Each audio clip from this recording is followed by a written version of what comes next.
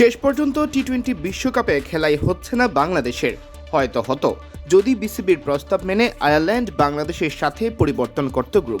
বিশ্বকাপে আইরিশদের সব ম্যাচ শ্রীলঙ্কায়, বাংলাদেশের সব ম্যাচ আবার ছিল ভারতে। বিসিবির প্রস্তাব ছিল আইরিশরা যেন বাংলাদেশের তৎকালীন গ্রুপ সিতে চলে আসে আর বাংলাদেশকে ছেড়ে দেয় গ্রুপ বি, যেখানে এখন আছে আইরিশরা। আয়ারল্যান্ডে দাবি মেনে নিলেই ভেন্যু নিয়ে সমস্যা বা রাজনৈতিক কূটনৈতিক লড়াইয়ের অবসান হতো অনেকটাই। তবে আইরিশরা এই দাবি মেনে না নেওয়ায় শেষ পর্যন্ত বাংলাদেশ বিশ্বকাপ খেলতে অস্বীকৃতি জানায়। টাইগারদের জায়গায় নেওয়া হয় স্কটল্যান্ডকে। গ্রুপ বদল করতে না চাওয়ার ব্যাপারে কিছুটা ব্যাখ্যা দিয়েছেন আয়ারল্যান্ডের প্রধান কোচ হেনরিক মালান। ক্রিকেট বিষয়ক ওয়েবসাইট ক্রিকবাজকে তিনি বলেন, আমরা টি-20 বিশ্বকাপের সূচি অনুযায়ী প্রস্তুতি নিয়ে আসছি।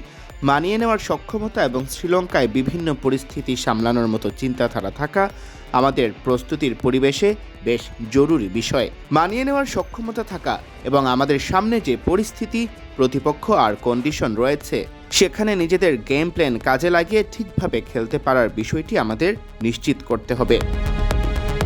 তিনি আরও জানান, আয়ারল্যান্ড যেহেতু শ্রীলঙ্কায় যাচ্ছে, সেখানে ছেলেদের পূর্ণ স্বাধীনতা দিয়ে খেলানোকেই প্রাধান্য দেওয়া হচ্ছে টিম ম্যানেজমেন্টের পক্ষ থেকে।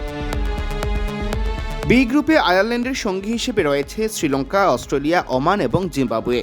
কেউ কেউ অবশ্য মনে করছেন এই গ্রুপের হট ফেভারিট ও বিশ্বকাপের আরেক স্বাগতিক শ্রীলঙ্কা চায়নি বাংলাদেশ এই গ্রুপে আসুক।